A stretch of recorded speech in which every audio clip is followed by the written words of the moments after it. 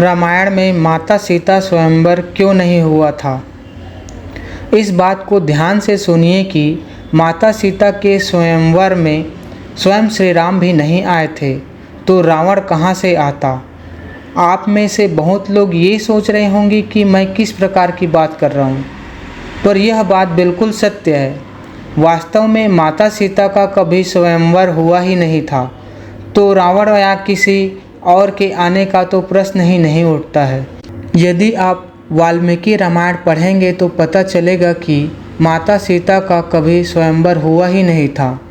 राजा जनक की ये प्रतिज्ञा थी कि जो कोई भी महादेव के धनुष पर प्रत्यंचा चढ़ा लेगा, उन्हीं से वे अपनी पुत्री सीता का विवाह करवाएंगे। इसके लिए उन्होंने कोई आयोजन नहीं किया। धनुष को उठाने की प्रतियोगिता सार्वजनिक थी, अर्थात कोई भी उस धनुष को उठाने का प्रयास कर सकता था। हालांकि कोई भी उस धनुष को हिला भी नहीं पाए थे। जब श्री राम और लक्ष्मण महर्षि विश्वामित्र के साथ जनकपुरी पहुँचे, तब विश्वामित्र जी ने दोनों को उस धनुष को दिखाया। उसी समय श्री राम ने बातों ही बातों में उस धनुष को उठा लिया और प्रत्यंचा चढ़ाने के प्रयास में महादेव का वो धनुष टूट गया। उस धनुष का नाम पिनाक था। इससे राजा जनक का प्रण पूरा हो गया और फिर माता सीता और श्री राम का विवाह हुआ। तो प्रश्न ये है कि स्वयंवर वाली बात कहाँ से आई? वास्तव में स्वयंवर का प्रसंग तुलसीदास जी ने अपने महाग्रंथ रामचरितमानस में किया है।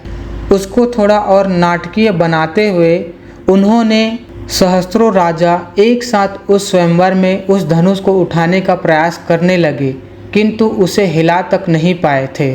वास्तव में रामचरितमानस पूर्णतः भक्ति भाव में डूबी हुई रचना है और कदाचित इसी कारण श्री राम के प्रति अतिरिक्त भक्ति भाव बढ़ाने के कारण गोस्वामी तुलसीदास जी ने इस प्रकरण को जोड़ा होगा। अब ये तो हम सभी जानते हैं कि भारत में वाल्मीकि रामायण से कहीं अधिक श्री रामचरितमानस पढ़ी जाती है, इसलिए ये स्वयंवर वाली बात लोगों के मन में बैठ गई है। किंतु रामचरितमानस में भी रावण के स्वयंवर में आने का कोई प्रसंग नहीं है। ये प्रसंग वास्तव में रामायण के दक्षिण भारतीय संस्करणों मूलतः कंब रामायण में प्राप्त होता है। इसके अनुसार रावण भी स्वयंवर में आया था और धनुष नहीं उठा पाया था और उसका हाथ धनुष के नीचे दब गया। फिर श्री राम ने धनुष को उठाकर उसे तोड़ दिया, किंतु ऐसा कोई भी वर्णन वाल्मीकि रामायण या रामचरितमानस में नहीं है। वाल्मीकि रामायण में तो स्वयंवर का ही वर्णन नहीं है। आप थोड़ा विचार कीजिए कि यदि रावण माता सीता के स्वयंवर में आया होता तो उसने उसी समय माता सीता के हरण का प्रयास किया होता। यदि हरण ना भी करता तो उसने माता सीता को देखा अवश्य होता। महर्षि वाल्मीकि को शूर्पणखा द्वारा माता सीता के रूप का बखान रावण के सम्मुख करवाने की कोई आवश्यकता नहीं होती। इसके अतिरिक्त यदि स्वयंवर का आयोजन किया गया होता और सारे आर्यावर्त के राजाओं को बुलाया गया होता, तो राजा जनक महाराज दशरथ को आमंत्रित करना कैसे भूल जाते। रही बात लंका से आने जाने की, तो ये तो सभी जानते हैं कि रावण के पास कुबेर से छीना हुआ पुष्पक विमान था। कुछ ग्रंथों में लिखा गया है कि वह विमान मन की गति से विचरण करने में सक्षम था। हालांकि ये प्रमाणित तो नहीं, पर हाँ, रावण के पास पुष्पक विमान तो था जिससे वे कहीं भी आ जा सकता था। अब श्री राम की बात करें तो भाई, उनके अवतरण का उद्देश्य ही यह था कि उन्हें समाज में मनुष्य की मर्यादा स्थापित करनी थी। वे मर्यादा पुरुषोत्तम थे, इसलिए उन्होंने मानव रूप में कभी भी मनुष्य की मर्यादा को पार करने का प्रयास नहीं किया।